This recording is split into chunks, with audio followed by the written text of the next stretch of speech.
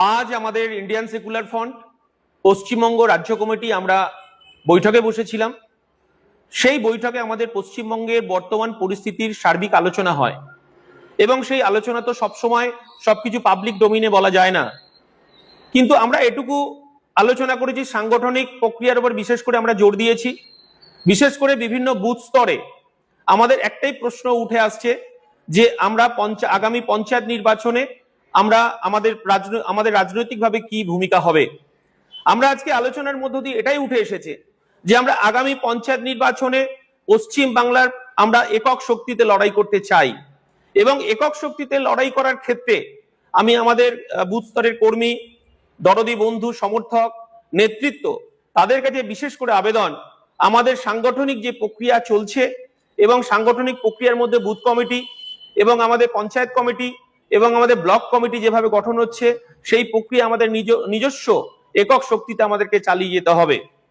এবং সর্বোপরি আমাদের আরেকটা বিষয় যেটা বারবার উঠে এসেছে যে জোট প্রক্রিয়ার ক্ষেত্রে আমাদের দলের চেয়ারম্যান নওশাদ সিদ্দিকী তিনি বারবার আমাদের রাজ্যের বামফ্রন্টের চেয়ারম্যান শ্রদ্ধেয় বিমান বসুকে চিঠি করা হয়েছে 3 বার এবং ওখান থেকে আমাদের কোনো সদুত্তর আসেনি। তাই আমরা যেটুকু ভেবেছি, যেটুকু আমাদের সিদ্ধান্ত নেওয়া হয়েছে যে পশ্চিম বাংলায় জাতীয় কংগ্রেস তারা তার মতো সাংগঠনিক প্রক্রিয়া চালিয়ে যাচ্ছে প্রত্যেকটা বুথ স্তর থেকে। আমরা আরো লক্ষ্য করছি যে ভারতের কমিউনিস্ট পার্টি, মার্ক্সবাদী তারা তাদের মতো বুথ স্তরে মানে কমিটি গঠন করছেন এবং অন্যান্য বামপন্থী দল তারাও এই একই প্রক্রিয়া চালু রেখেছে। তাই আমাদের পার্টিতে সিদ্ধান্ত হয় যে পঞ্চায়েত নির্বাচনে একক শক্তিতে লড়াই করার জন্য আমাদের প্রত্যেকটা বুথ স্তরে আমাদের কর্মী, সমর্থক, নেতৃত্ব, দরদি যারা আছেন তাদের কাছে আমাদের এই বার্তা যে আপনারা একক শক্তিতে লড়াই করার জন্য প্রস্তুতি নেন এবং আপনারা বুথ কমিটি থেকে শুরু করে এবং ব্লক কমিটি পর্যন্ত আপনারা সেই প্রক্রিয়া চালু রাখুন। 2026-এর বিধানসভা নির্বাচনের পরবর্তী পরিস্থিতিতে আমরা বামফ্রন্টের চেয়ারম্যানকে আমাদের পার্টির শ্রদ্ধেয় চেয়ারম্যান পীরজাদা নওশাদ সিদ্দিকী 3 বার চিঠি দিয়েছেন যে এই পরিস্থিতি আলোচনার প্রয়োজন আছে, আলোচনার দরকার আছে, কিন্তু বামফ্রন্টের পক্ষ থেকে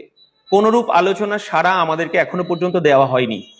স্বাভাবিকভাবেই আমরা লক্ষ্য করলাম পশ্চিম বাংলায় বিভিন্ন রাজনৈতিক দল পঞ্চায়েত নির্বাচনকে কেন্দ্র করে তারা তাদের মতো ঘর গোছাতে শুরু করেছে। বিশেষ করে জাতীয় কংগ্রেসকেও আমরা দেখলাম এবং আমরা লক্ষ্য করছি যে ভারতের কমিউনিস্ট পার্টি, মার্ক্সবাদী সহ বামপন্থী দলগুলি তারাও তাদের মতো সাংগঠনিক প্রক্রিয়া শুরু করেছে। স্বাভাবিকভাবেই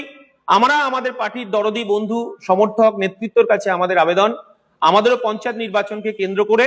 আমাদের লড়াই সংগঠিত করার জন্য বুথকে শক্তিশালী করতে হবে, বুথ কমিটি তৈরি করতে হবে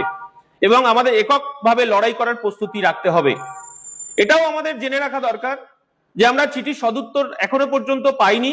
কিন্তু আগামীতে বিজেপি এবং তার সহযোগীদের বিরুদ্ধে লড়াই করার জন্য যদি আমাদের আন্দোলন কর্মসূচি আবার যদি বামফ্রন্টের চেয়ারম্যান আমাদেরকে ডাকেন তাহলে আমরা আবার তাদের সঙ্গে বসতে রাজি আছি এবং তাদের জন্য আমাদের দরজা সবসময় খোলা রইল।